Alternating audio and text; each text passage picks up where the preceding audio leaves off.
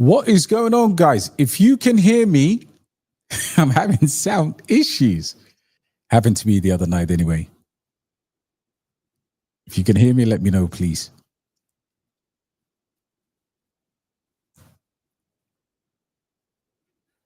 Big up yourself. We're good now. Amazing, amazing, amazing. Thank you so much, bro. Much appreciated, Ozzy.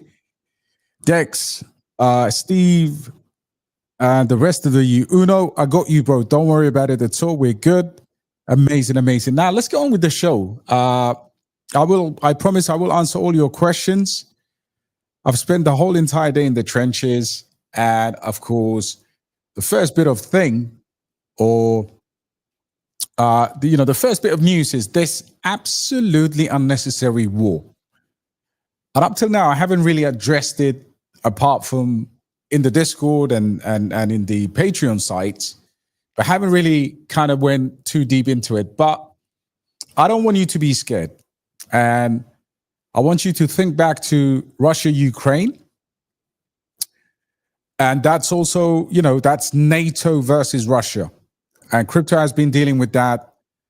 Of course, we've got the added pressure here of the fact that the current situation is very volatile. But this is an unpopular, unwanted war. People are dying. We've actually got a friend in the Discord who's I got a few friends. I got people in Israel, and I got people in Iran, and the fear is absolutely real. Opportunistic people like us, the crypto investors, we do love the fact that we get an opportunity. We don't want it, but we do get an opportunity to actually look at some assets potentially. I know most of us are fully invested, but I did talk about the fact that there was an earthquake reported earlier on today, the second earthquake in Iran, and of course, what will Trump do? Do your own rugs. Brilliant name. I do love this because we have to have our wits about us. This is not an easy market, and again, we consistently losing money. And today, I want to be able to. Crypto Twitter, honestly, this is a beautiful point. July will be bearish because tariffs pause will expire and yet new deals have to be made. And of course, no one in crypto Twitter is talking about that. And we will talk about tariffs and how they'll appear to be a narrative. But there's a far bigger problem right now.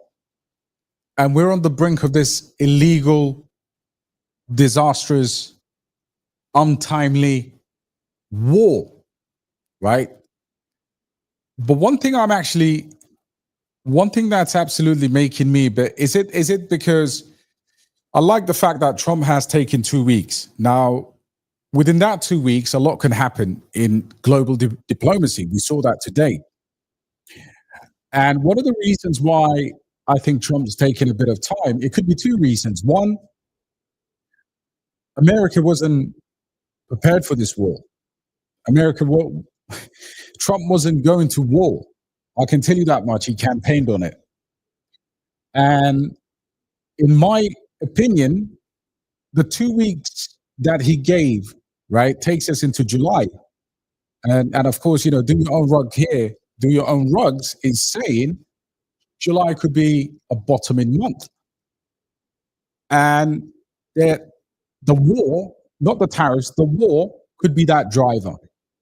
So the next couple of weeks are incredibly important. We did have a Fed signal coming out, and that's probably out of fear.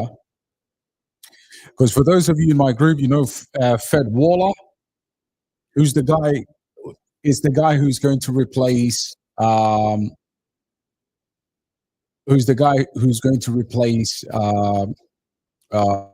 Chairman Powell. So we're going to take a look at that.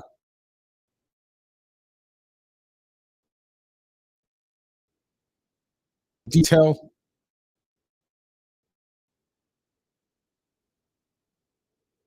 This is the most powerful man in the Fed. Let me just hold that. Let's go here.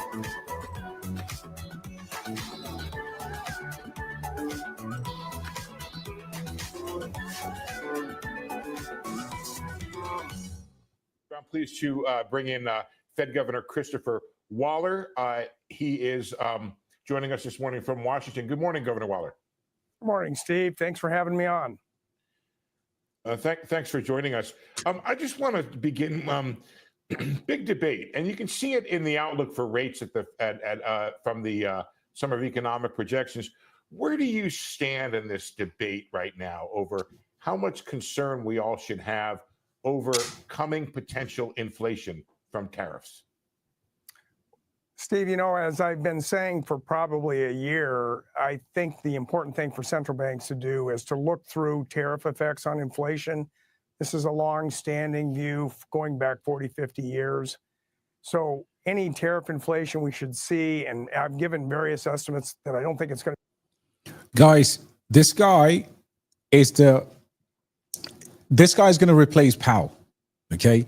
And I know people don't really want to talk about the Fed. We've just had a meeting, but what he's saying here is incredibly important, super important, in fact, because it does go under the radar, and through the fear or the FOMO, people don't really assess this type of thing, and it shows you how split the Fed is.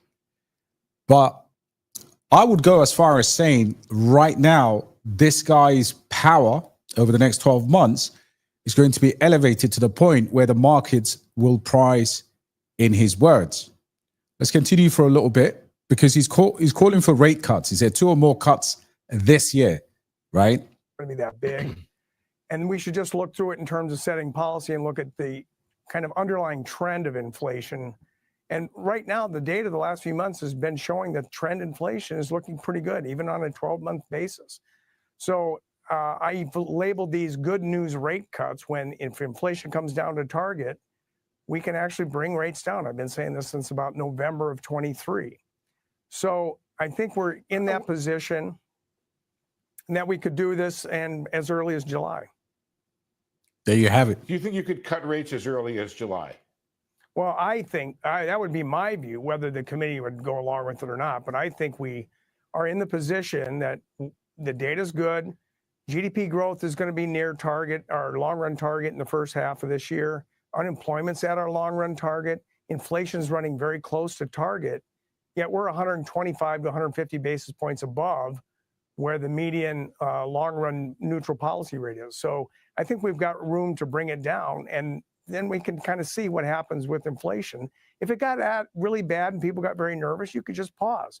But I think we're in a good spot right now for talking about bringing the rate down. Wow. Would you want to begin a process of bringing rates down by 125 or 150 basis points now? No, I think you'd want to start slow and bring them down just to make sure that there's no big surprises, but start the process. That's the key thing. We can start the process of bringing rates down. And then if there's some big shock due to maybe the Middle East conflict, we can pause. You know, we paused back in January. We've been on pause for 6 months to wait and see. And so far, the data has been fine. There hasn't been any reason to, in my view, I don't speak for the committee or the chair, but I don't think we need to wait much longer, because even if the tariffs come in later, the impacts are still the same. It should be a one-off level effect and not cause persistent inflation. There you have it. Let's talk about this. There you have it. That is the second most powerful man in the Fed and the future Fed chair, Fed Waller. Did you hear what he said? He included the Middle East crisis. He included basically the war that we're talking about right now that could wick us down, just like Ukraine, Russia did. But what he's saying is, we don't need to wait. We can cut rates, and if things get out of hand, we can pause. And we've done that before. And that is the guy in which markets, and again, you know, markets haven't really, like with the backdrop of the war, they haven't really run with this story yet. You know, this is coming out on a Friday. It's weekend, low volume. But in my opinion, that is one of the most bullish bits from the Fed in a very, very long time. Okay. So as much as I see everyone going, oh no, you know, the bull market is over and you know, this is it. I think what I've started to do is to actually block the noise and just look at assets for what they are. You know, most of the cryptocurrencies we have right now are at their all-time lows, most of them. So let me quickly address Steve's question here. AO is going sideways, and AO, the computer, has held better than any or most crypto projects out there. I would say the trading range, I mean, there was this pump, there was the Bybit listing, but AO, the computer, make no mistake, of course, right now, well, the circulation is 4 million tokens, so it has doubled since we got into it, but the price is really strong. I mean, you don't get dumps. Actually, there is a scarcity of AO, the computer, on exchanges. I see that because I see sometimes I look into the order books. So any thoughts in terms of like, could this actually dip below $10? Sure. If the market continues the way it's going right now, I can see probably that $10 to about $12 as a good, what I call generational buy for AO, the computer. But as far as the technology, the Arweave, you know, it is absolutely stacked in terms of tech. Now, whether it goes and does, you know, I don't know, predictions are wild here because of the scarcity. You know, does it do $1,000? Does it do $700, $500, $250, $100? Nobody knows at this point. But what you want to do is to accumulate, just like you've done, Steve, just like you've done over the last several months. And I think you are, you know, double play. Are we even AO? Maybe you split the bag, you know, maybe you get, I don't know, 100 AO and 500 Arweave or whatever you know, you can get your hands on. But I do feel like Sam Williams is one of a kind leader. I do feel like sometimes people don't understand the overall, you know, retail doesn't get this, and that's fine. But this is a multi-billion-dollar ecosystem trading at 300 million and 60 million respectively. So yeah, it's a good double play. Deepin has not done anything, right? Deepin has been, I mean, AI has had and some Deepin projects have actually, you know, the smaller ones that are fully diluted have run with Deepin. But Deepin, by and large, you know, you can look at Arweave, Aether, whatever. They haven't done much. So, you know, for a project that has been around, this is the third cycle. You know, this is the, you know, you've got, you know, something that is around for 3 different cycles. And if you look at the market caps, you know, 4 billion back in 21, and there we peaked at the 3 billion recently in the alt run back in May last year. And I expect this to come up to, you know, the 5 to 10 billion at the very least in terms of market cap. Steve, I hope that answers your question. Whether it's going sideways or down, I think it's an excellent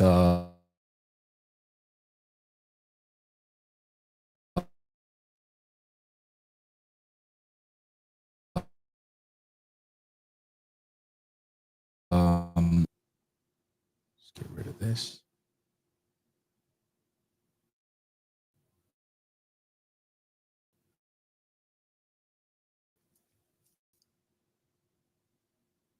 Nansen.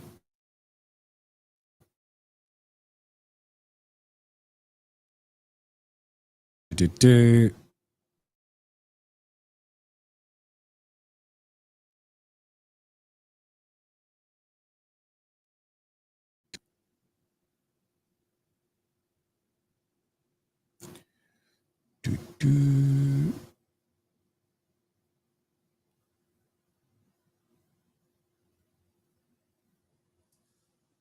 Sorry, guys. I think I'm...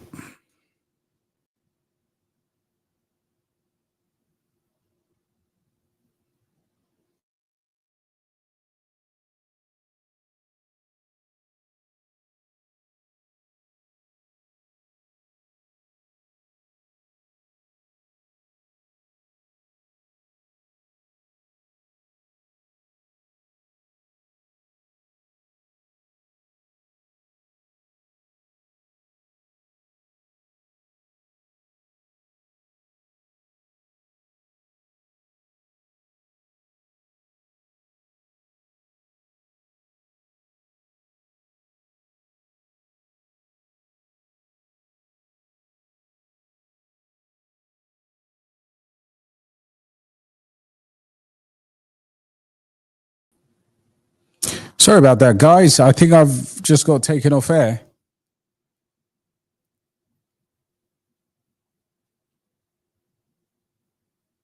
Okay. Let's continue with this live stream, man. So somebody was asking me about AI tech. Let's look at AI tech.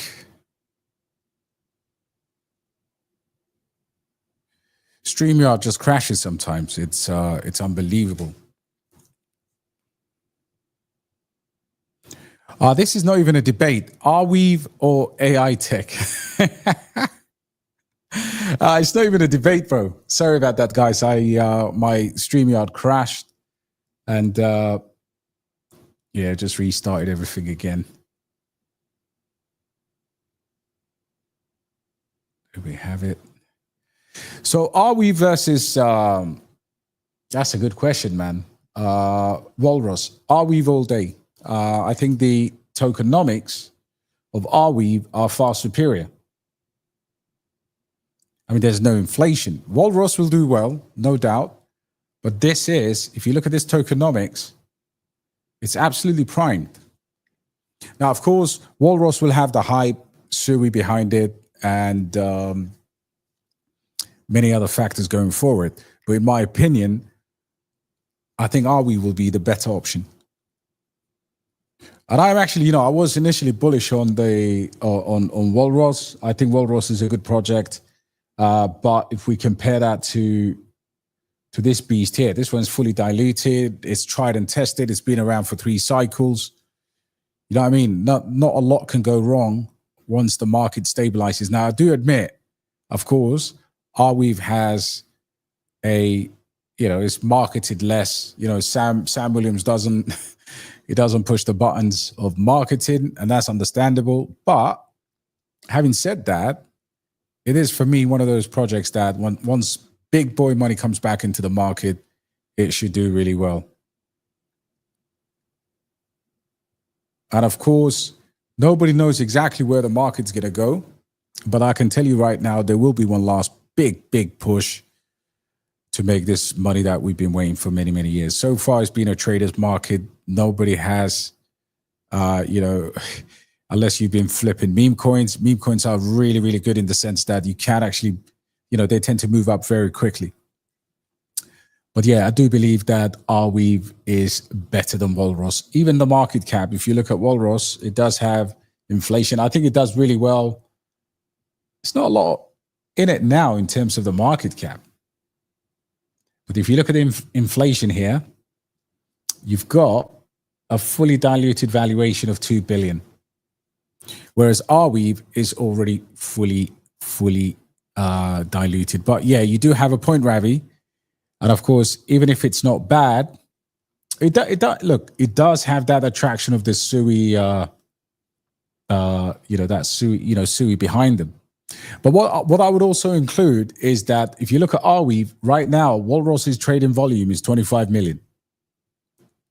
So 25 million, and even with these market conditions, a fully diluted project in Arweave, which is less, let's be honest, it's less sexy, different narrative. And of course, as a result, it's an older project. It's on more exchanges, but you've got 38 million, 65 supply, total supply 65, circulating supply, boom, boom, boom. Happy days.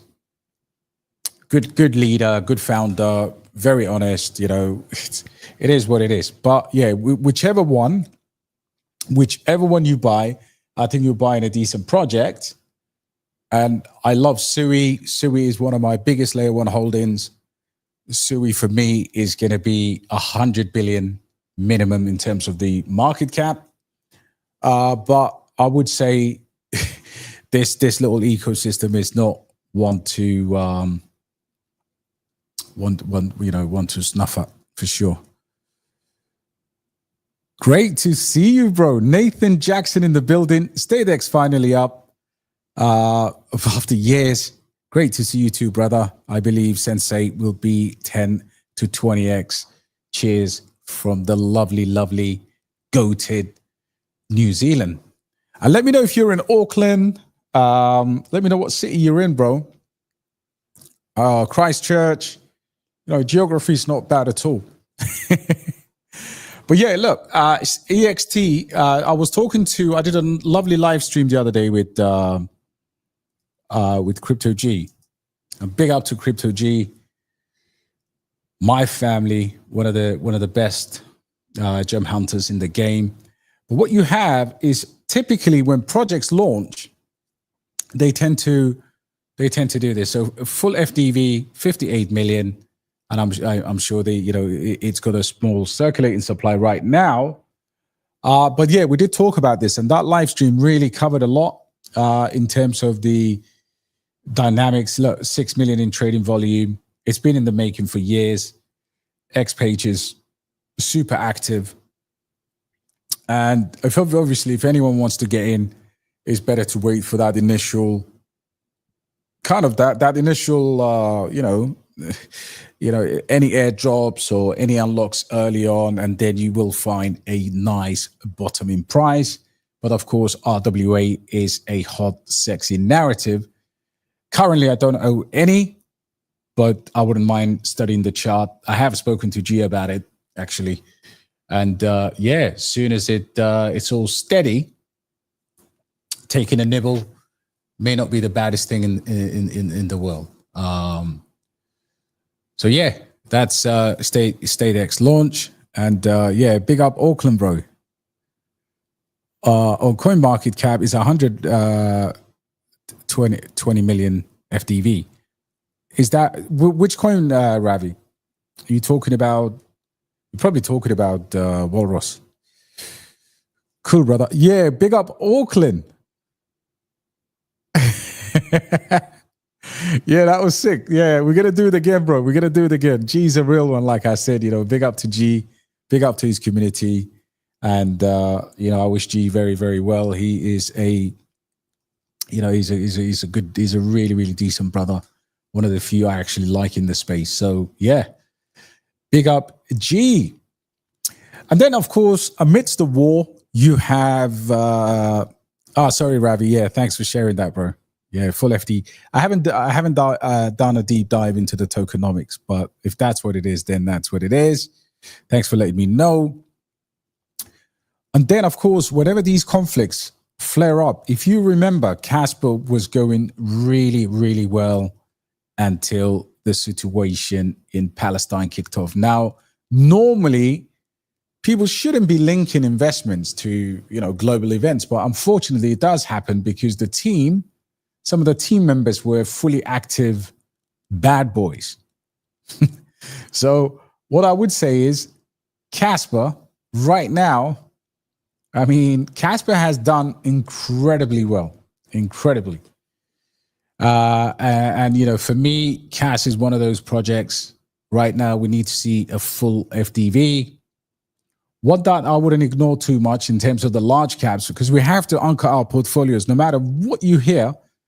Unless you're prepared to wait to eat at the end of the bull market, unless a whale comes into your small cap and buys a $50,000, $100,000, $500,000 of your small cryptocurrency, do not ignore the ability to anchor the portfolio with something decent. I I do portfolio reviews, and I'm shocked sometimes. You get, somebody sends me like 50 coins under 10 million or 5 million or whatever. And that's insanity. That is suicide by ignorance. And, big shout out to the community, but it's an awful way to design your portfolio. Now, they have actually announced some huge stuff. If anyone's going to, and again, if the market comes down a bit more, I think, that would be an absolutely gorgeous entry for Ondo. But what Ondo are doing, most of us are scared of market caps, right? Let's be fair. Oh, that's a 50 million, that's 5 million, 2 billion. But horses for courses, mate. When TradFi money comes in, and I'm not telling you to buy Ondo right now, you could have bought Ondo with us below 50 cents even. So, this asset has been around for a very long time. It's 7 billion FDV. It's 3 billion in terms of market cap. But the industry has conditioned us to always look at the market cap. But then you got XRP maxis buying XRP, which sits over 150, 200 billion at one point, right? So you have to ask yourself, when something is at 2.3 billion to you, TradFi money don't give a damn about that. Now, of course, be cautious. Exactly, don't look for 50x on one of these. 10x would be absolutely dream. But recently they've announced, all of this stuff is geared towards TradFi. So sometimes I don't like my community to to only look at the micro caps and the gems. You've got to look at the big caps, because the utility of bringing TradFi into the space could well be something that you eat from really quickly, and then you still have time to rotate into low market caps. Bitcoin, Ethereum. We've seen BlackRock. I just want to show you something. Let's have a look at the BlackRock Ethereum ETF. And the funny thing is, people will still argue. They'll say, no, BlackRock is not buying Ethereum. Well, they are. And you can go and check up their ticker.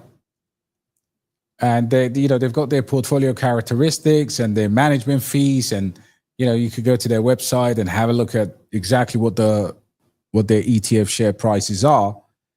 And the recent rotation into ETH have just been ridiculous. So if we look at the last 60 days of ETF inflows,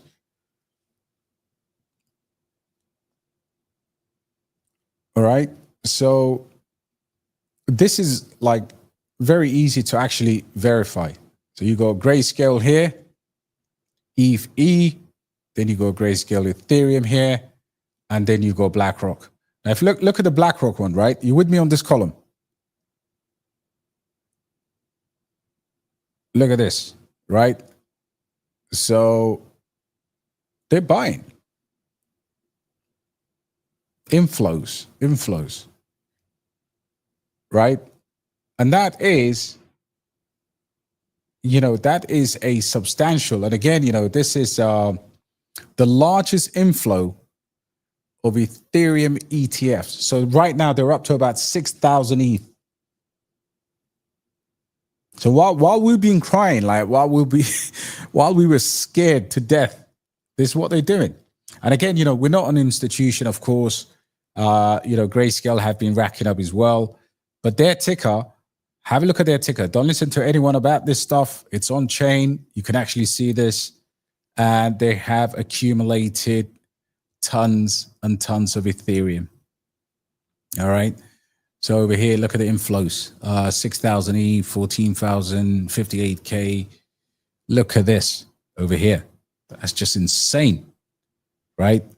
So overall, current holdings are not shabby at all. Not shabby at all.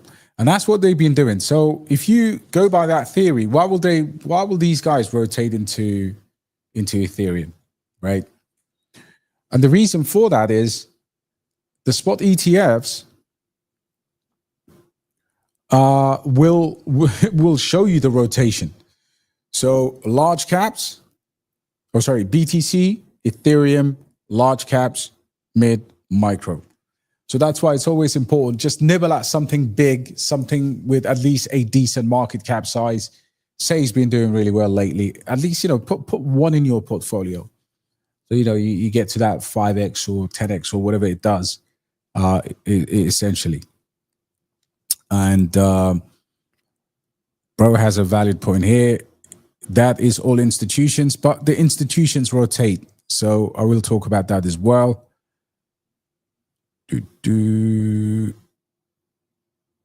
Yo, Pete, what's happening, bro? Tao or Virtuals protocol? That's a very, very good question. Okay, I wish I can show you my initial buy of Virtuals, man. It still kills me. It haunts me up till this day, man. Gives me nightmares. 2 cents. 2 cents and something, and that was the buy led in the Discord. But at the time, I think I bought about 20 or 30,000 of them. Got it up to 100K, and I shared it with the community as well. And then I sold it. So right now, I'm not in Virtuals. I'm in Tao. So you know my feelings about Tao. Let's talk about Virtuals first. And the funny thing is, again, we gotta think about ourselves when it comes to market cap hunting, right? That's the reasons why you wouldn't buy. For me, I have a different kind of bias. I bought this at the absolute gem floor at these levels, and sadly, I effed it up, man. Like literally, I have a swap here somewhere in the 2 cents or something ridiculous. But market cap right now is at a 1 billion. So I wouldn't be surprised if Virtual Protocol does a 10x, a solid 5 to 10x. And you can't really, it could actually even do more, but I wouldn't even be in the market for that long to see it go that high. What I would say is, from a value perspective, it's much easier to read Virtual's protocols than it is to read Tao. Now, Tao has a knockout punch, which is this is going to be the first halving year in November. And in this halving year, Tao is going to do what Bitcoin has done. Tao is the Bitcoin of, AI, the Bitcoin AI of crypto. So while I see a lot of attractions in Virtual's protocol, and even looking at the AI agents meta, that will surely come back. Let's have a look at a few of these. You have Cookie, and people don't actually like the inflation of Cookie, but again, we're going down the risk curve. Sub 100 million. Then you have AI 16. This is absolutely gone rock bottom now. Still trading volume, still actually impressive. AI 16Z is, I don't know if there was fraud or anything, but this is fully circulating, fully diluted. I think this will do well. But just going back to your question, if I had to choose one, I will always consider Bitenso Tao. Now, Tao has to come to a certain price point for you to take advantage of. I think for me, this was a golden opportunity here. And then do we see, 250 or 270 or just under 300 is a good buy. But Tao is a long-term game for me. But if I had to put them side by side, a 10x will put Tao at a $30 billion market cap, and a 10x on Virtual's protocol will put that into a 10 or so $12 billion market cap. So I think Tao can do it, but there is a unit bias. Of course, institutions will be buying these cryptos, but don't underestimate both of these projects. I just feel like, look at the trading volume right now on Tao is 115. That's also a good metric to always have a look. What's the trading volume on virtuals? It should be more. Look at that. I mean, trading volume here, yeah. So it's double, basically, because of that unit bias.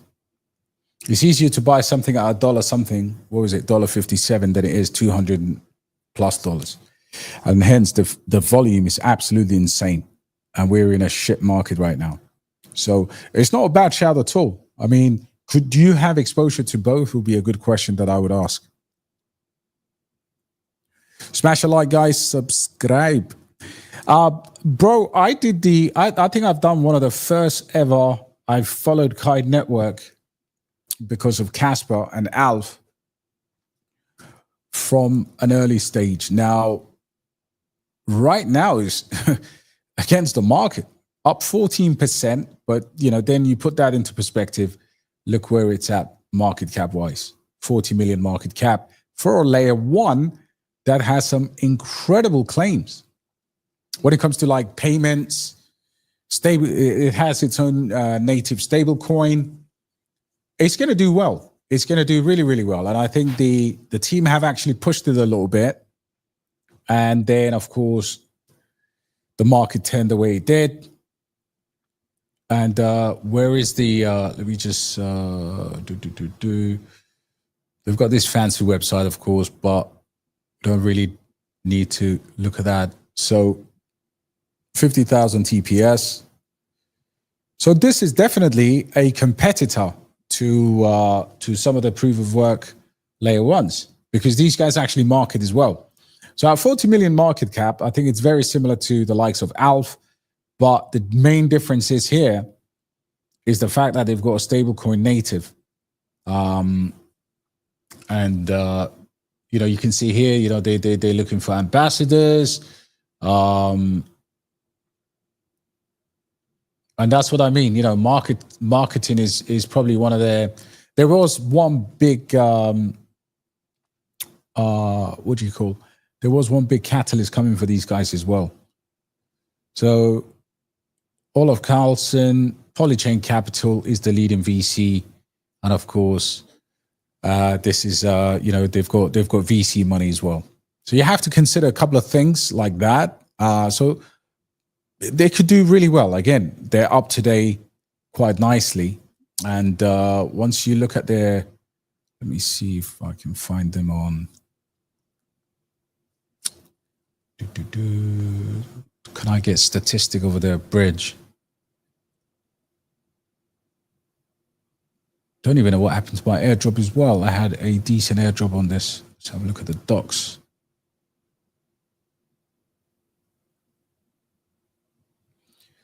Scalable, programmable, all the marketing jazz. Currency with energy. Again, that's something that they focus on.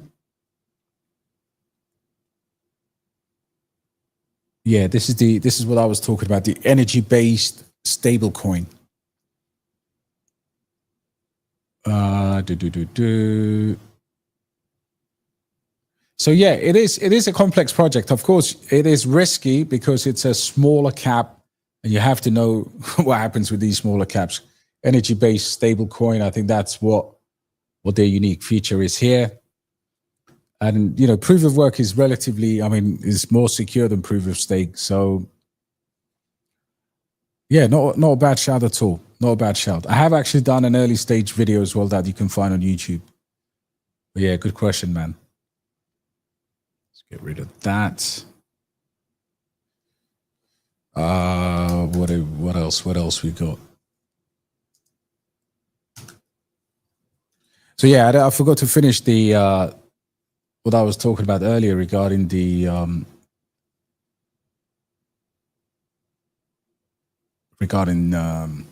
Ondo Finance. So yeah, they've done payment integration and of course RWA bridging onto Solana. So that's also a bit of I think that happened back in May, but a lot of people didn't really look into that at all. What will you be buying when the max pain comes? I bring pain. And when everything is in the gutter. I think, look, it's very simple. I have a plan that I stick to, and then I have a trading plan. So there's those things that you buy. So, I'd look at the top assets that I want to accumulate. Something like this in layer ones, Casper, Sui, Sei Sonic, Arweave, and then of course, I should add Kai Network, should be here. So let's put Kai in. Layer one. And again, it's important to have a list. I can't stress that enough, because when the money comes, if you ever sat around not knowing what to buy, then you have no plan in crypto. And I know so many friends. I mean, I know guys who are multimillionaires in Dubai. They've made it in crypto. And sometimes it's hard to say, I'm going to do this. I'm going to buy this. You have to just write it down. Most of you have an iPhone or an Android device. Create a list, a wish list. Even if it doesn't mean you're going to have all the money to buy all of those cryptos. But imagine if you bought $10 a day or something. Like, people genuinely waste money. But the reason I'm sharing this with you is because normally I would stick to a plan like this. And then outside of that, I would accumulate, like, for example, we spoke about Ondo. Yeah, if Ondo comes below this market cap, which it has, for example, I would look at the market cap, and that keeps you disciplined. It allows you the flexibility to rotate, say, you buy a layer one this week or today, maybe next week or tomorrow, you might buy a meme coin. That's, so that's the strategy. But look at that. So when I updated that sheet, Ondo's market cap was 2.6 billion. All right. What does it come down to? 2.3 billion. Beautiful. Right? And then that just adjusts this, that just adjusts my calculations for the number of X's that I'm hoping to get out of it. But you can see how that market cap fluctuates. That market cap is down nearly, $300-400 million. So you don't have to be emotional about it. I think if you create a list, honestly, and you do that risk with say 10 cryptos that I'm going to buy for this cycle, because I've been in it, and some of the coins are down, but I want to get into something new. Maybe that's something that a lot of you don't do. Actually, you'd keep buying or holding the same thing, where $1,000 of something else could potentially give you a nice, bigger, better portfolio that moves faster. Ethereum, seriously, all these huge institutions are buying. How is it not moving? So the way, and also as well, OTC desks. So look, they don't buy through the exchange, right? Due to price impact, they buy through what's called OTC deals, and that's how they do it. Today I was actually doing some research on how they've been buying and selling crypto without retailers even knowing, because they've been buying OTC heavy, right? So I'm going to explain something to you, bro.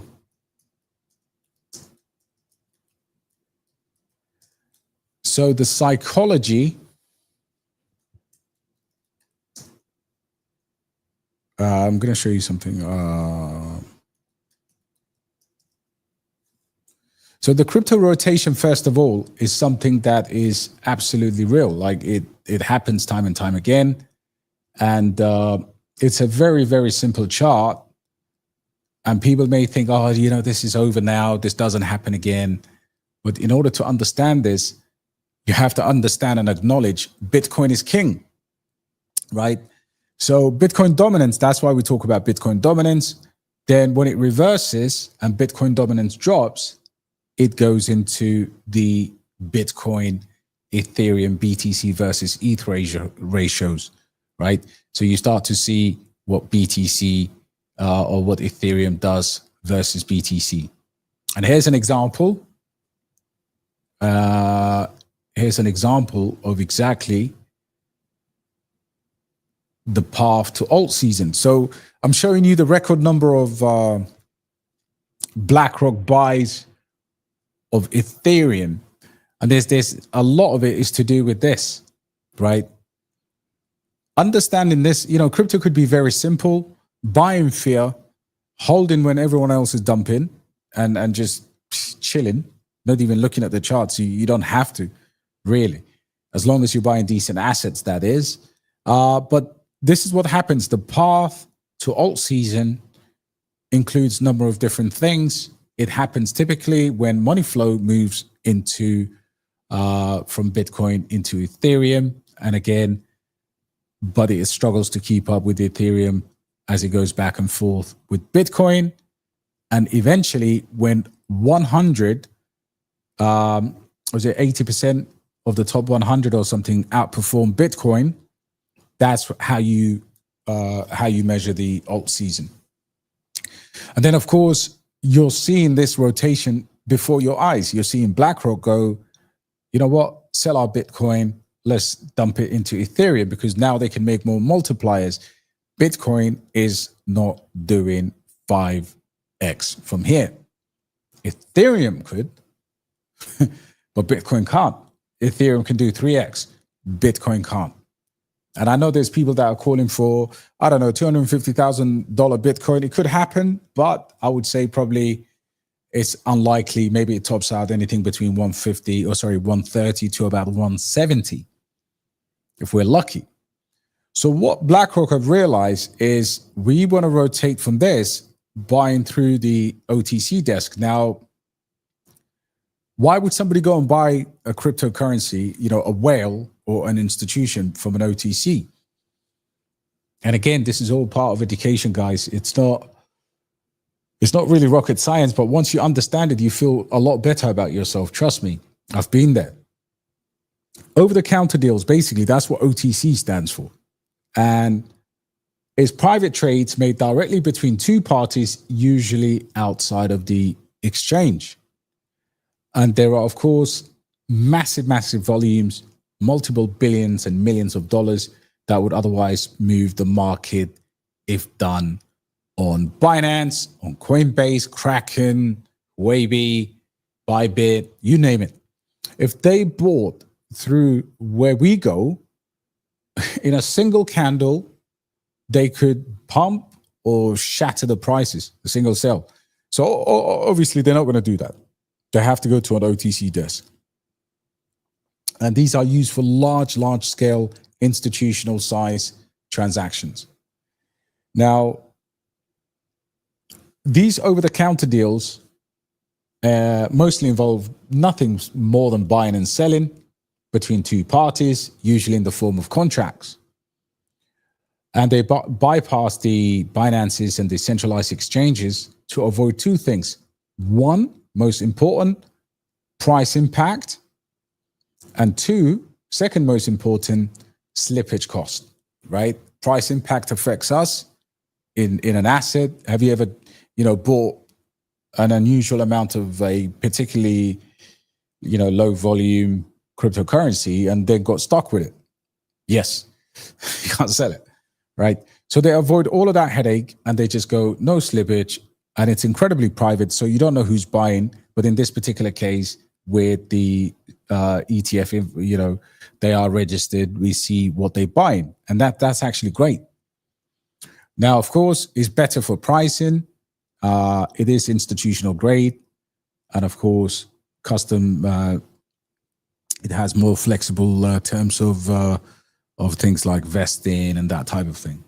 Okay, so we know who uses it. We know why they use it, and we know BlackRock is doing it. Oh, sorry, other big institutions are doing it apart from the ETFs. And if you come to Dubai, for example, there are many OTC deals, for your cryptocurrency. You may want to just go and shake hands and buy or sell crypto to someone. However, they do have risk.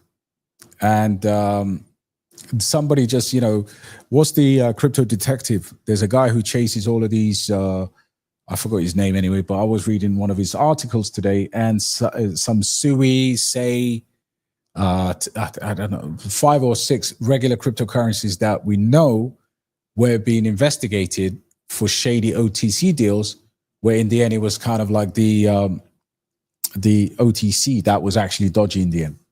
Okay. So what are regular or known OTC places where you can go? You can go Binance OTC, you can go Kraken OTC, Coinbase Prime, you can go for Genesis, which is institutional, Falcon X. And this is why, when you see a wallet credited from the likes of Falcon or Coinbase Prime or Genesis, when you track wallets, you have to pay attention because those are normally institutional wallets. Okay. So I hope I've explained that to you. And again, when you go back to this, because this was the start of our discussion, this is incredibly bullish. Now that you understand how money flows in crypto, it's very easy to deal with and to comprehend. Why would BlackRock, if Bitcoin is going to, everybody's told Bitcoin is going to $1 million in the next couple of years, well, why are BlackRock dumping it and they're buying an asset class? Because they're not degens, they're not like you and I. They have more money than us. So what's the next best thing? Let me go and get 3x from Ethereum. Then how do they rotate after that? Well, let me go and get so Bitcoin, ETH, and then of course let me go and buy these Bitcoin Taos, these Ondos. This is where your large caps, and again, phase 4 is where what we're normally told and what we've been used to year after year, alt season after alt season. Large caps have gone full vertical. So this is normally the signs of a phase 4. Mid cap, low caps, and micro caps all tend to pump around the same time. Large caps have been outperforming Bitcoin and Ethereum, and it's been it seems every coin is going parabolic, except the one you hold. Initially, that's when, in earlier phases, that's how it feels. But a true alt season, really, when there's unbelievable amount of funds in the system, you do feel like everything is just going nuts. And memes are everywhere. Everyone is super excited. And again, an indicator of that is the, peak, everybody knows what peak fear looks like, but I don't think a lot of people know what peak greed looks like. And when the fear and greed index goes absolutely berserk and you see P&Ls and all of that shit, I think this particular one here could get worse. But at the moment, we're still on the fence, kind of neutral. Last week, the greed was 61. And of course, right now, we're sitting at 48. And it could actually be a lot more fear than what this is reflecting. Okay.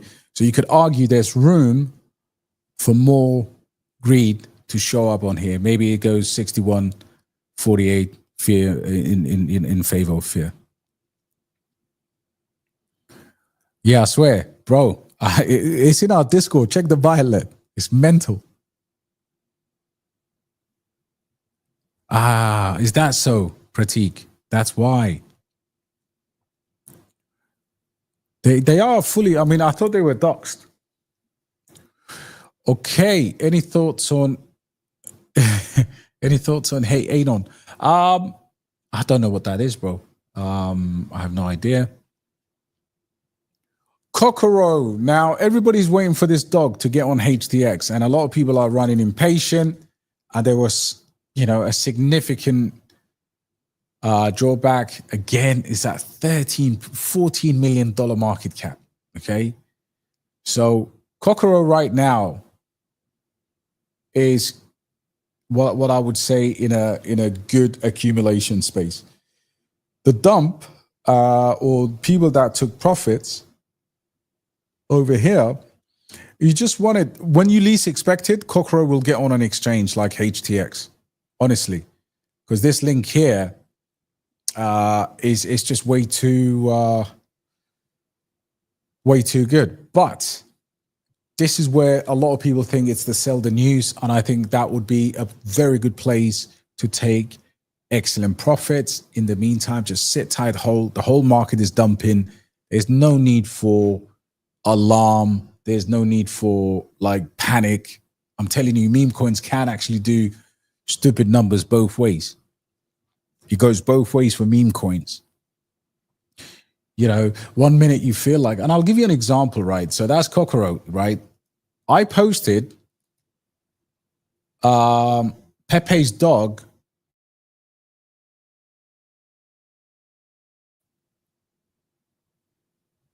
Yeah, I think it was at $3 million market cap, Pepe's dog. And today it sits at $16 million market cap after topping. So you could argue it's actually got a bigger market cap than $16 million market cap, trading volume, not too bad, few exchanges. But when I posted this, people were like, oh, it's a fake one, whatever. This is now, I think, going to do numbers. So when you look at meme coins, like I can't believe even I'm saying this, and I can understand the frustration. Right now, Cocoro is smaller than Zeus, Pepe's dog. But don't believe that. Like long term, this one is going to land, and I don't think HTX would waste anyone's time for this. I think it's the pressure is to add more, and people don't have the means to do that, and I fully understand that. And sometimes it's hard to see the asset you hold fall significantly, but you can't really DCA in because you're fully allocated. But this is what Cocoro is doing.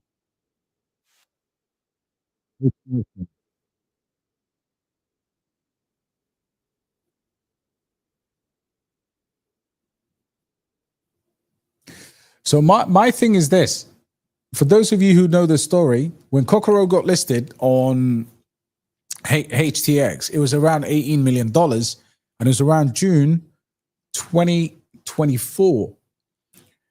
After it got listed on HTX, Cocoro then got on to Binance about 4 to 5 months later. So I'm in no doubt that the cock is going to find itself a new home. One outflow that I saw today that was ridiculous on another meme coin. Let me just see how much Coquinu dropped by.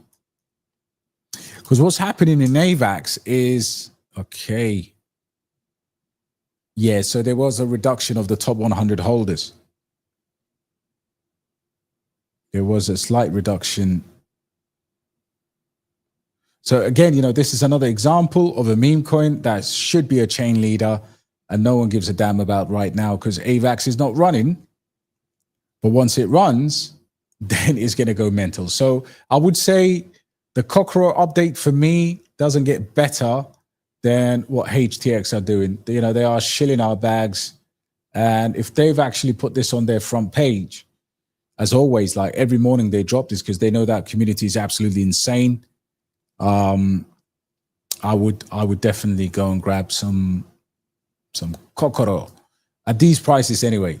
I'm sure that's how you say it in Japanese as well. Cocoro. Niro.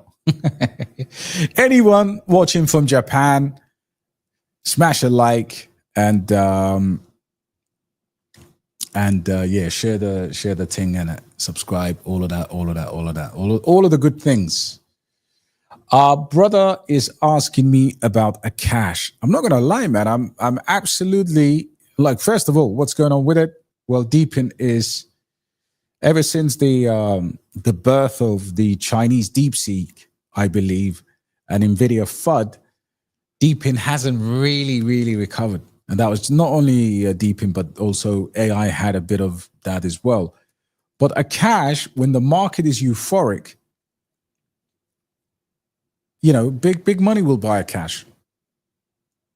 Trading volume is the lowest I've seen in a very long time.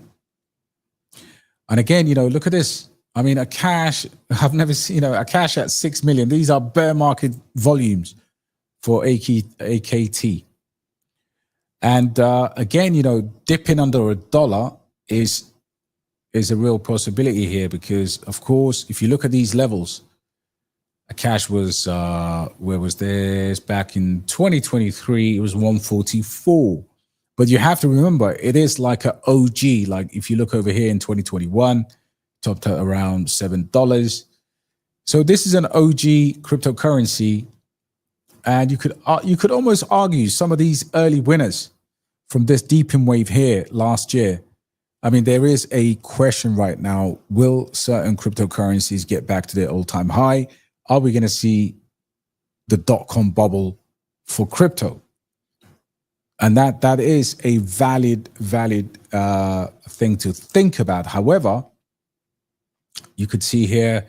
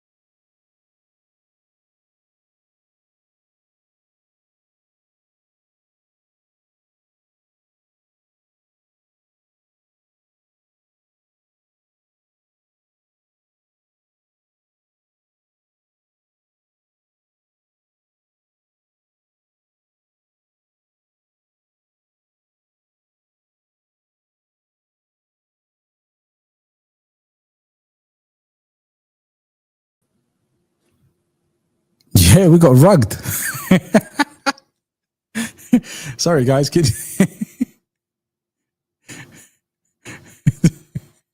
No, it's not the it's not the broadband. Honestly, there's something going on with StreamYard. It's definitely not my internet. Let's have a look. Definitely not the internet, lads.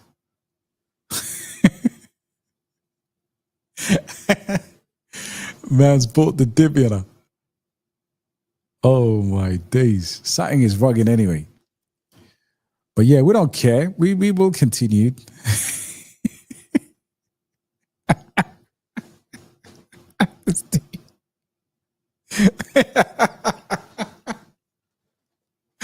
Oh Lord. You remind me of the bailiffs, bro. UK bailiffs. What a absolute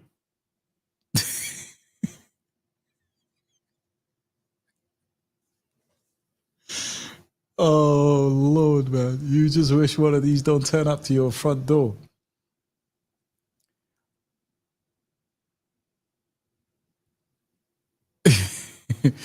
Sorry, bro. Good evening to you. Good evening, everyone. You can't hear me, right? Jeez, man. Yeah, you can't hear me as well, bruv. I don't know what's going on. You guys can't hear me. I will present this so you could hear me.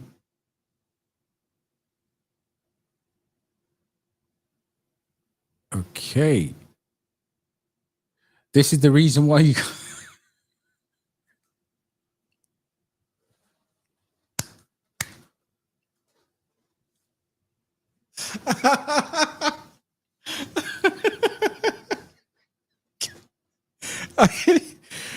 Oh, hey, the coronavirus bailiffs, man, Hassan, man, it is brutal, bro. All good now, yeah. What did Hass say? I mean, look at this, man.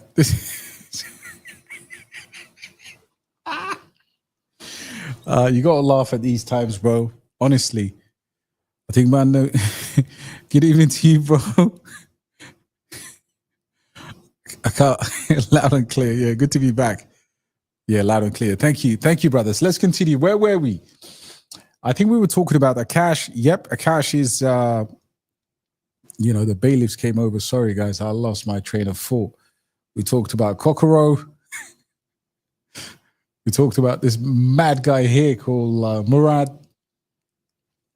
So yeah, guys, look, it's all down to Trump. I'm just looking at the latest in terms of this warning here, and as long as we can prevent this,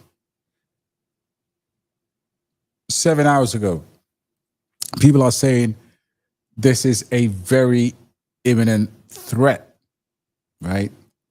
People are saying that, but this is really dangerous situation. If he gets involved, and we don't know how crazy, my guy, I think he will definitely try to avoid war, because there's absolutely no way where we go into a scenario where all of this happens and we don't have a rug of the market, at least anyway, for a quick dip. What do I think of RSEC? Let me just bring up the... man, it's getting...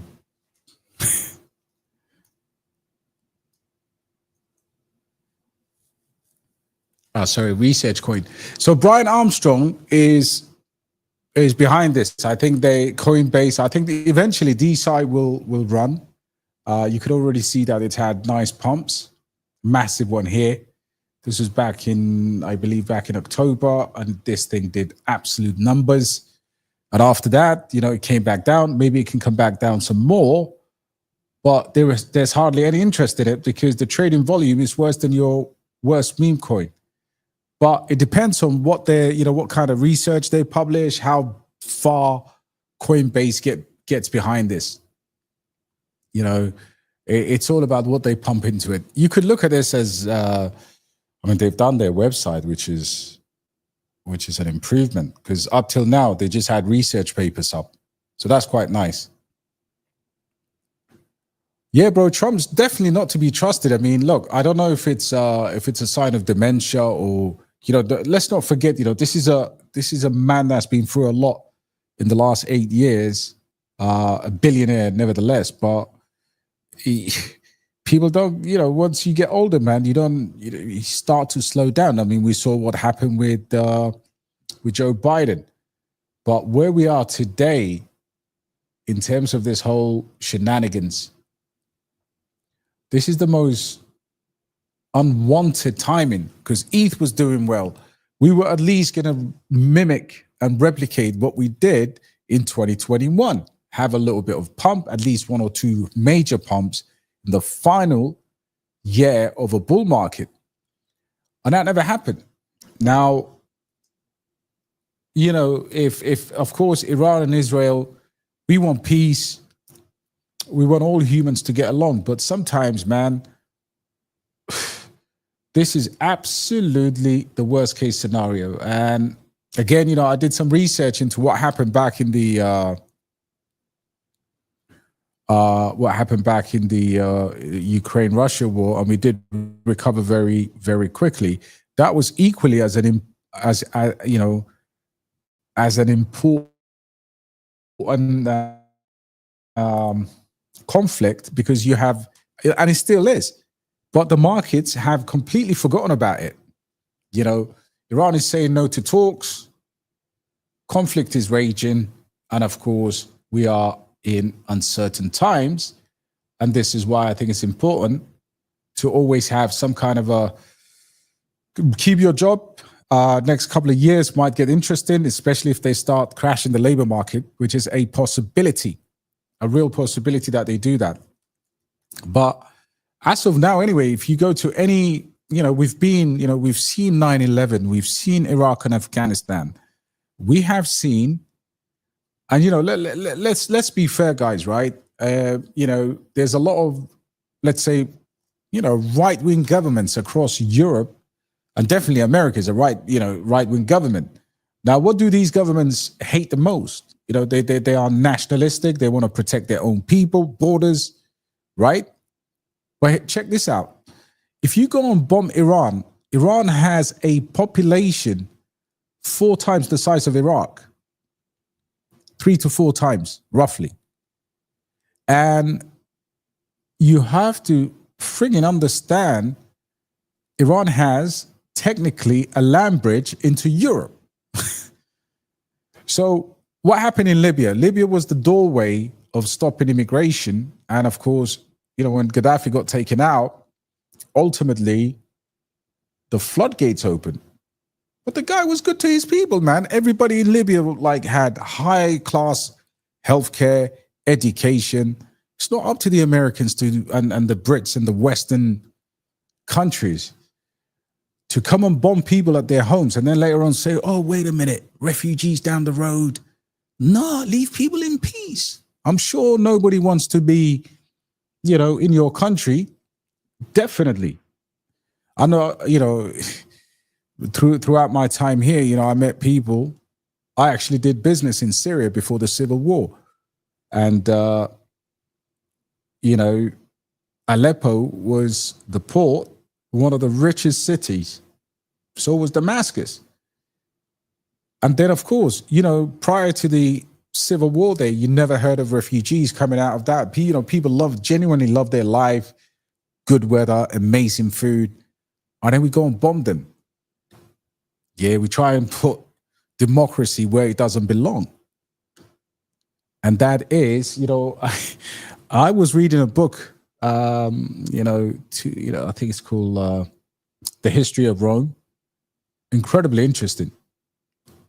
You have to sometimes, there is an appetite for violence that comes from Western nations. Look what happened in Afghanistan, right? History will teach you that the Afghans don't lie down for no one.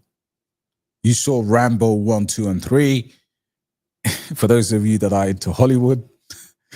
And of course, if you are a student of history, you know the Brits tried it, the Russians tried it. You don't go to Afghanistan, man. You leave those people alone. Yeah, we're going to go and get rid of Saddam. He's got weapons of mass destruction and all of that bullshit. And what happened? Saddam had nothing. Man had hummus and peas. So ultimately, it's come down to this thing now. And this is, you know, unfortunately, it is a part of the world that requires, you know, that impacts everywhere. You know, this region is progressing well. Human Development Index is very high, relatively now. So yeah, you go and pick a fight, then the man has to come in and intervene now. So we just want a peaceful resolution to this conflict. And I think this man, again, you know, the man who's in charge of America right now is, you know, kind of volatile. You know, I try to keep up the macro news for the community, and from sunrise to sunset, I'm posting consecutively because I know everything he does is for attention. You know, he's a celebrity / a, you know, public figure. And if you knew Trump was friends with Mike Tyson back in the days, Atlantic City, the Taj Mahal. You know, Trump was a playboy. Then he became a, what was it? Celebrity judge. You know what I'm saying? Then there was Stormy Daniels. They chased this man. You know, he was like, yo, I'm grabbing women by the piece, bruv. Oh, man.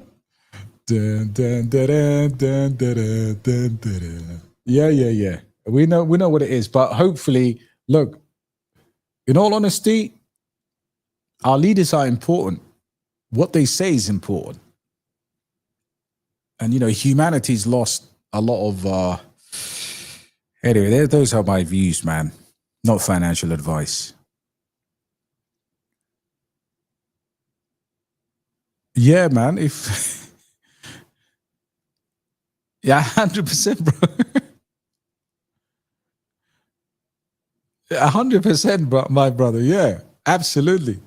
Nothing against Batty Boys, but of course, it is what it is, isn't it? Like, you know, it's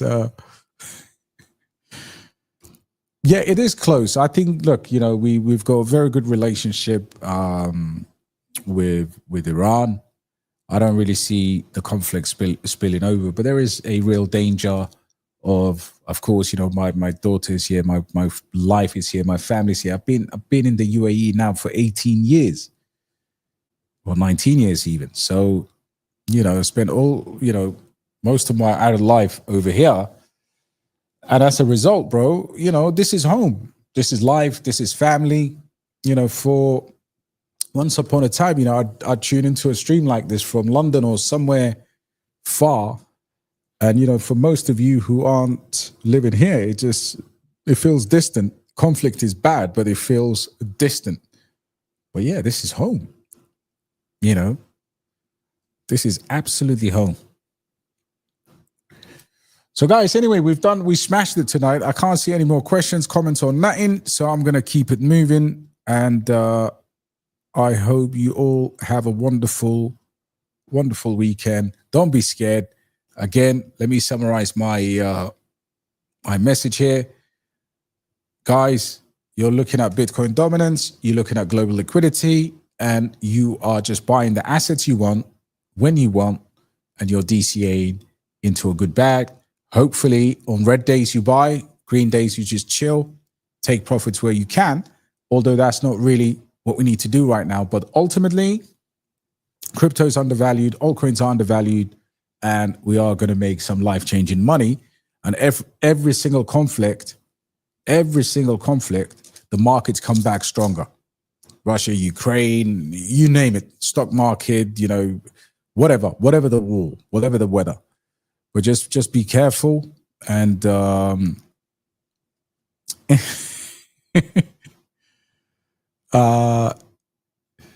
Yo, Cody. Sorry, I didn't see these other comments here. You should do a collab with Crypto Seth. Top tier like Hughie. Appreciate that, brother, man. I have seen Seth, to be honest, several times. I watch his live stream. Yeah, 100%, man. Let's get it popping. It would be fantastic. Listen, I welcome all my hardworking brothers to collaborate and to work together, honestly, because the space needs good people, man. Nothing against Batty Boys, yo. And another one. Fucking DJ Khaled is a waste, man. Doesn't even give charity to his people, man. The only thing I'm scared of is Jesus. Well, I go on, Pim. And I bet Trump's brainwaves look like they... You know what? To be honest, maybe that meme coin took a lot out of him, bro. Because there's no decorum. There's no... It's kind of hard. Like, lately I've been seeing, like, Piers Morgan flip. Unbelievable. Piers Morgan of all people. And if you haven't seen this, by the way, I'm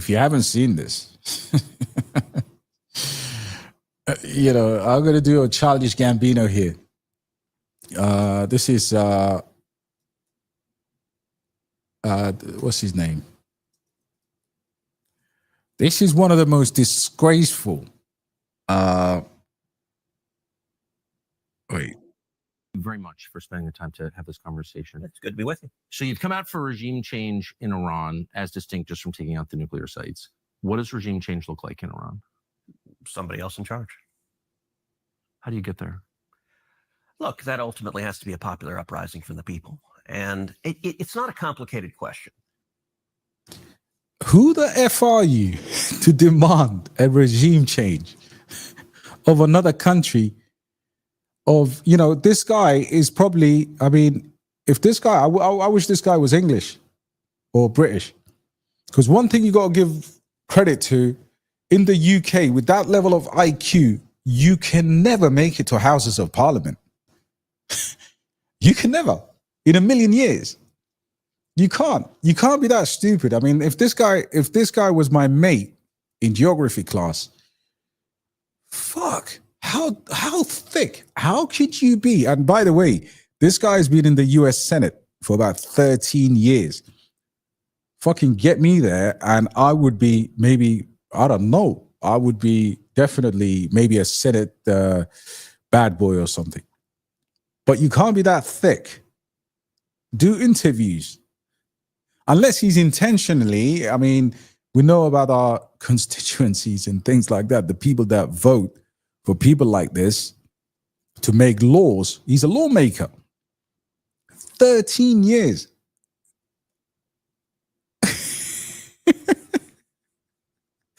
Steve, you're on it. Bro, listen, even if I believed what he believes, and it doesn't matter, people can support whoever they want. We live in a free world.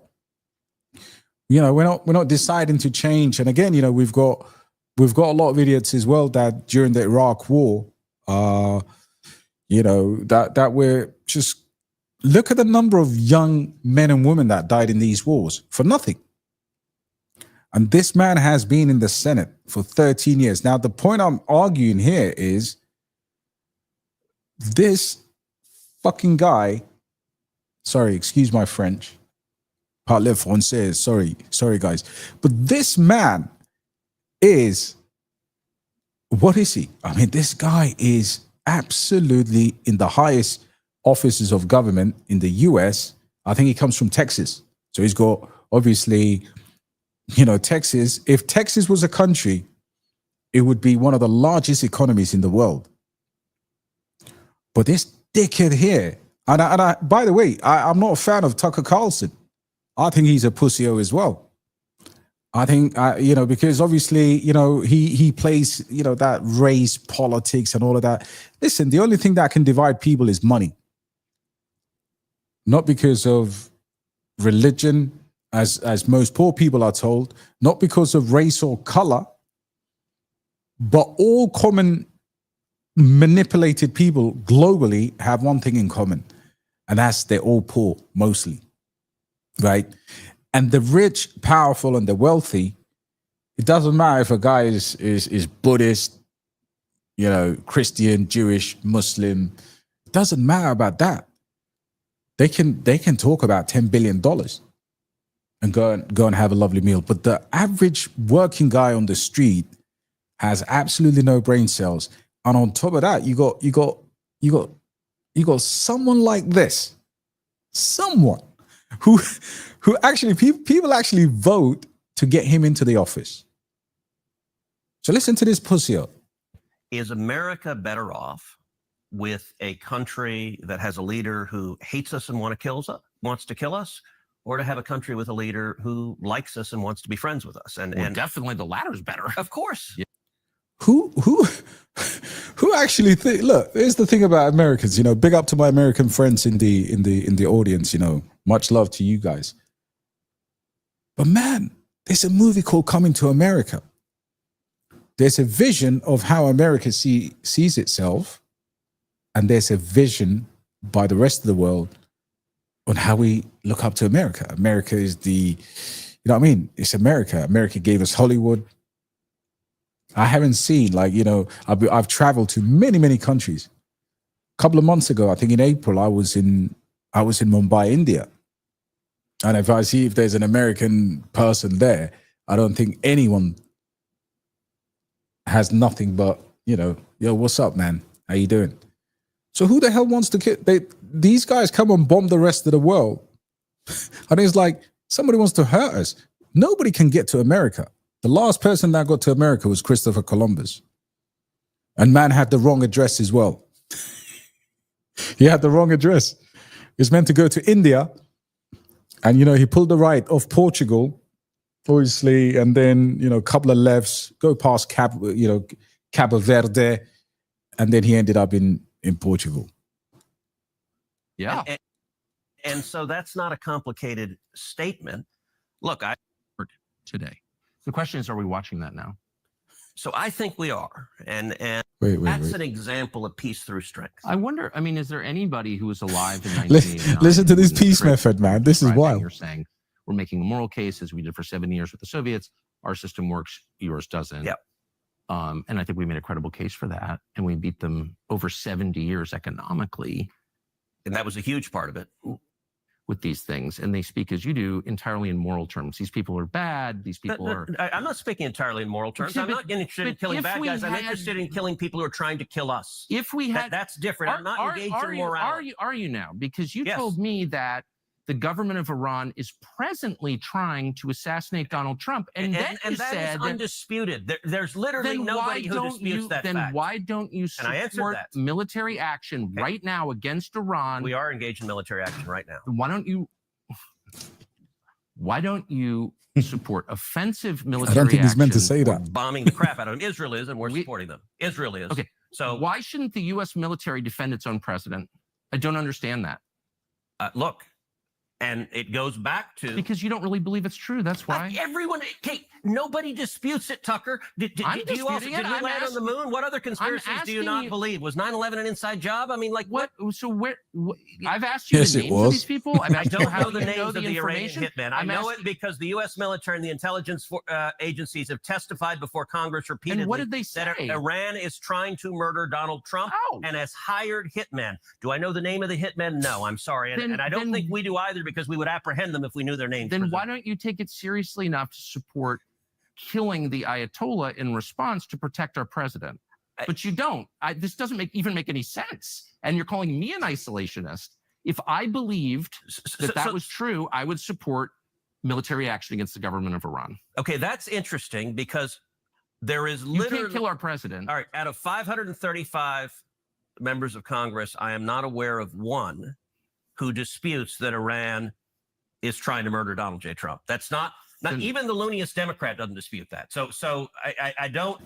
You're saying if you believed what is, I think, a fact that they are trying. You think it's a fact? Yes. What is the fact exactly? That they've hired hitmen in the United States? Yes. Americans? Yeah, he's not in Iran, so they haven't hired hitmen. No, but are they the hitmen American? I don't know.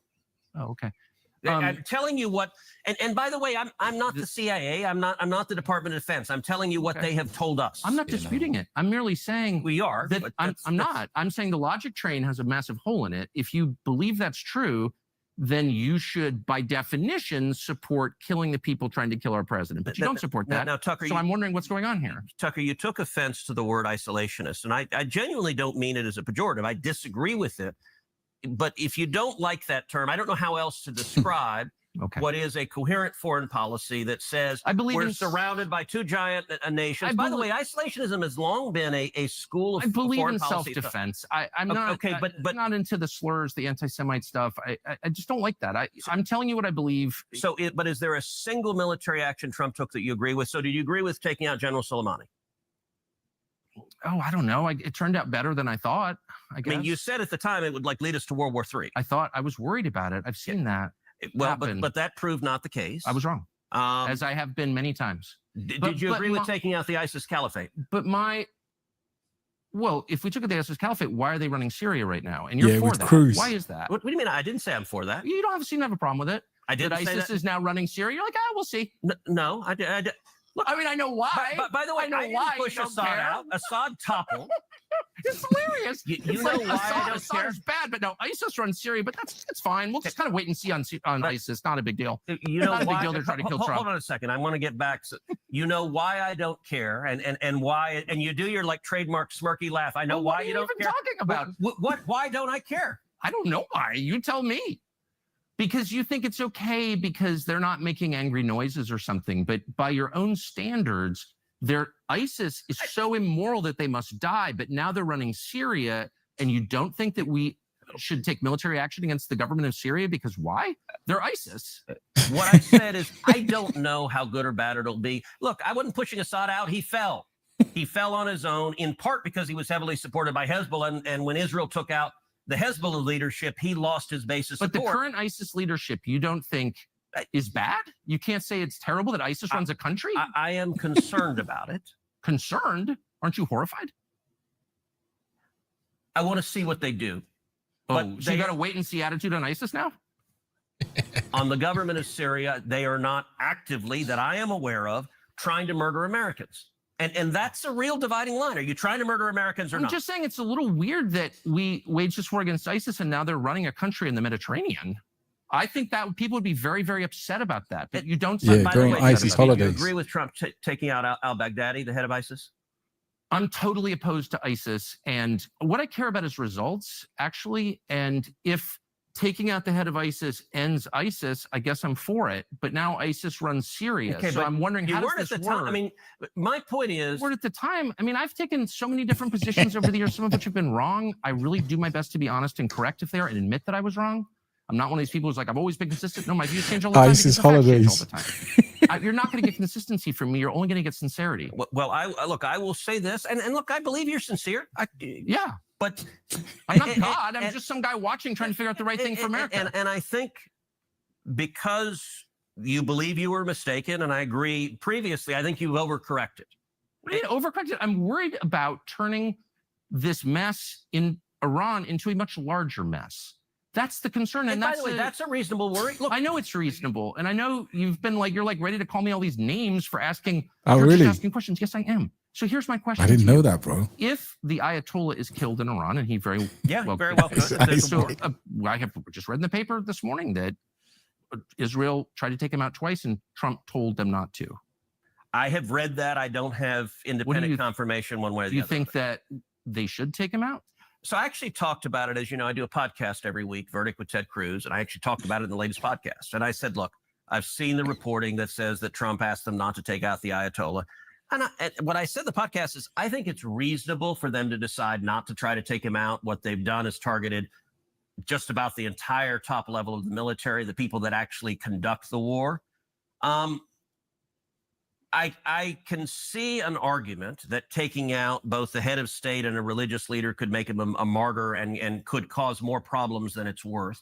And by the way, if you take out the Ayatollah, I don't know if the next guy isn't just as bad. And so I am. What happens to the country? I don't know, but you mentioned before, and I want to go back to this. You said something like, You, like most other politicians, are engaged in moral terms. And let me be clear, I am talking about national interest. I am talking about protecting America. So there are bad guys on planet Earth that I don't think we should take out, even though they're bad guys. Good. I'll call them bad guys, but I'm not willing to use U.S. military force to take them out. In this instance, what Israel is doing is taking out their capacity to build nuclear weapons.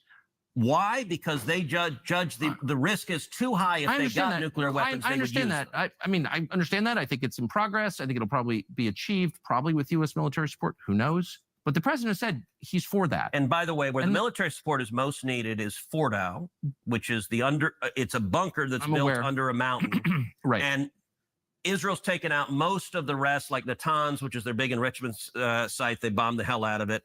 Fordow was deliberately built deep into a mountain so that Israel couldn't take it out. And there's an active discussion because the U.S. has bunker buster bombs that are big enough to take out Fordow. 30,000 pounds. Yeah, yes. and Israel doesn't. So the one military piece nor the aircraft to fly them. Correct. Right. But here's, I guess, what bothers me is that I said 2 weeks ago the real goal here is regime change in Iran. It's not. I don't think that's Trump's goal. Well, it's your goal. It's Israel's goal. I'm not attacking anyone. I'm just saying it's important to be honest and not lie and not attack people for telling the truth. So I believe I've been assiduously honest in this, but words matter. You said the real goal here is regime change, and it's your goal. And I want to be clear. Well, you said it was your goal. I want to be clear because words matter. Do I support regime change, and would I like a government that doesn't hate America and isn't trying to kill us in Iran? Yes, that's a good outcome. Is that the objective of these military strikes? I don't think necessarily. I don't know if it's Israel's. It's not my objective. My objective is taking out the U.S. If Israel decides we're going to decapitate the government and try to foment an uprising against it, should the United States participate in that operation in any way? Look, I have not called for killing the Ayatollah. And there is nations in war generally refrain from attacking and killing heads of state. Now, the Ayatollah doesn't. He's trying to kill Trump. We talked about that. But we shouldn't punish him for it. Look, there has been a long-standing nations in war have refrained from killing heads of state. I have not publicly called for killing the Ayatollah. What I've called for is doing whatever is necessary to stop him from getting nuclear weapons. In the first Trump term, what that meant was maximum pressure. So in the first Trump term, I spent a lot of time urging the president to withdraw from the disastrous Iranian nuclear deal that Obama had. President Trump agreed with me. He did that. And then I urged him to end the oil waivers and to sanction the hell out of the country. And it ended up crippling their economy. So Iran at the time was selling 2 million barrels of oil a day. 1 million barrels, I'm sorry, 1 million barrels of oil a day. When President Trump ended the oil waivers, it cut their sales to 300,000 barrels a day. At the end of the Trump term, the Iranian economy was in shambles. They had massive inflation. I think the regime was What a fucking dickhead. He's telling other people. Anyway, guys, it's been an unbelievable stream. Thank you all for turning out. And remember always, caveman, this could have been one of your presidents, bro. Anyway, guys, it's all good laughter. We're one family, one human race. Power to the people, of course. And yeah, this is an absolute prick of a guy. But that just tells you, that guy represents, like I said, this guy has millions of people that vote for him, apparently. But you got a world like that, man, and we've got children, and we've got to bring our children in such a world where you've got people that tell you what you can and what you can't do. So Ted Cruz absolutely, bro. Yo. He was running against Trump, bro. So yeah, in order to give our children a better world, man, we have to educate them. Education is in books. It's not in TikTok. It's not in TV. It's not in the iPad. You got to really sit down and talk to your children because this world is so effed up. And every generation will be worse than the one that preceded it, man. Absolute dickhead. Anyway, on a positive note, Political atheist. Okay, man. I need to get you. I need to get you on, brother. I need to get you on. We need more than ever now. We need to have a live stream together, man. But anyway, guys, God bless you all. I'm gonna sign out, and I will see you on the next show. Thank you so much, guys. You have been absolutely amazing. Thank you, Nathan, my brother, as always. Lots of love in Belter, my sister. Looking forward to catching up again. Ciao to every single one of you. May God protect you all. Have a great night.